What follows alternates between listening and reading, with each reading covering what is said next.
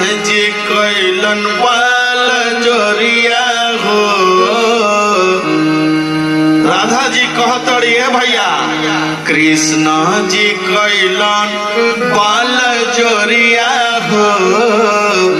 आज पान घाट पार कृष्ण जी कैलन बाल जोरिया हो। आज पान घाट पार फोरी दिहल माटी के गगरिया हो। फोरी दिहल माटी के गगरिया हो।